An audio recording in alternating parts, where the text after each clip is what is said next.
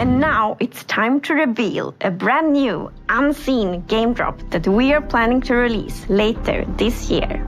These features can make traversing the Minecraft world more varied, interesting and fun. And fun is important. I've already hinted that the new drop includes a mob. And to find it, we must leave the surface and sink into the depths of the ocean. It's almost like a hidden world, both calming and thrilling. Down here, among shipwrecks and seagrass, our creature drifts in stillness.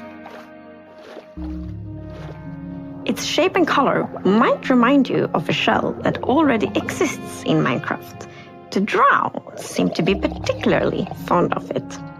It might take some underwater exploration, but if you're lucky, you will see one of these floating into view.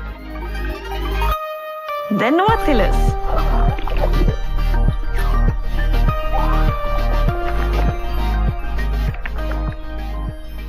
So, the Nautilus is a new underwater mob you find in the oceans. It has a very cool motion. It sort of uses its tentacles to propel forward, and it has a similar movement to the Happy Gas, so it has an abrupt turn. It's like the Happy Gas of the seas. Whoa. There is one thing in particular that is really cool, I think, with the Nautilus, and that is that you can tame it, and when you have tamed it, you can ride it.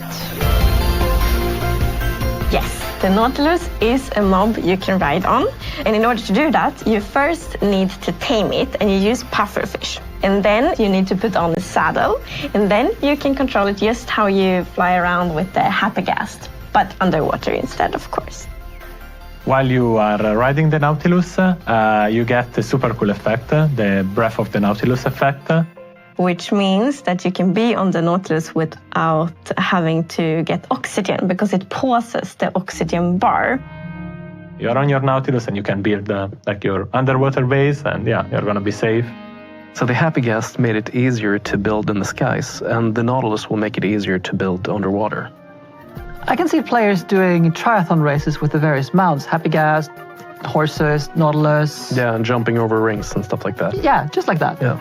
So it's gonna move in the direction you're looking at, right? The direction you're aiming your camera. But not only that, you can also dash while you are riding the Nautilus, which means that the Nautilus will dash forward, which is super cool underwater. It allows you to get around faster. So if you are, for whatever reason, looking straight up out of the surface, you will jump out of the water and then afterwards back down again. Which is very fun to do. Don't do it near land. No. And there is Nautilus armor, so you can put on armor on your Nautilus. For example, you can have a golden Nautilus armor and a diamond Nautilus armor. There is also a zombie Nautilus. The zombie Nautilus is green compared to the regular one, which is normally a bit more orange, more golden. The zombie Nautilus spawns with a drowned on top of it, so it's quite scary. Yeah, you get the drowned with the trident, throwing tridents at you, and then the Nautilus charging at you. So it's quite a deadly combo. It is. I think it's really neat that you use the pufferfish to tame the Nautilus so you can ride on it. And if you have two tame Nautiluses nearby each other, and once you feed it, they will produce a baby Nautilus. And it's also pufferfish that you use to make water-breathing potions. So it feels like this kind of Minecraft logic that pufferfish is the thing that unlocks breathing underwater.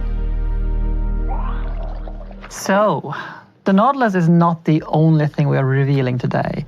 In fact, let us leave the oceans and instead go visit a crafting table. Because with 2 sticks and 1 ingot, you get to create something very new. The spear. The spear is the first tier weapon we've added in a very long time. It has 2 modes of attacking. One of them is a jab, and the other is a charge. The charge attack is something that does damage based on how fast you're going. So the faster you go, the more damage you deal with it. Once the spear is lowered, then it's going to be still, and this is the ideal state of the spear, because it's going to deal damage, it's going to deal knockback, and it's going to dismount. Then the spear starts shaking, then you can no longer dismount targets, and eventually it drops down. It can still deal damage, but no knockback. And finally it raises back up, and then you have to lower it again. It's kind of like the spear is really heavy, so you can only hold it like for a while and then start. And right, also like the better tiers are even heavier, which also makes sense. Yeah. Like players are gonna be able to do a lot of different things with the spear. Like I'm thinking jousting, but horse jousting. But why not Nautilus jousting? Jousting in the sky with Elytra. Or attacking from the sky with Elytra. Jumping down off the happy gas and then flying into your enemies.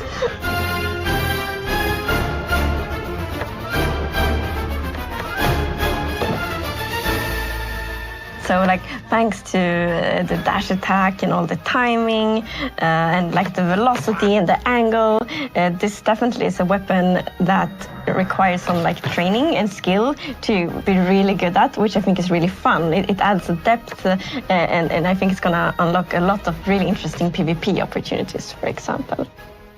You're not the only ones who get this new weapon. So the zombie horse now spawn with the zombie holding a spear in its hand. And the zombie horse will also spawn for the first time in survival mode. So it's already pretty dangerous going around at night, but now there's gonna be one more danger, because there's gonna be zombies with spears on zombie horses. Zombie squared, a lot of zombies. So, to recap, this future drop comes with the Nautilus armor, zombie Nautilus with round on, of course the spear, and also the zombie horse. So it's kind of mounts and like mounted combat that connects it all. And the name of the drop will be Mounts of Mayhem. This drop is planned to release later this year, but you will be able to try out this feature soon in Snapshot, Beta, and Preview. We are, of course, very excited to see what you will think about it, and then to see kind of what you all do with all these features when you can playtest them.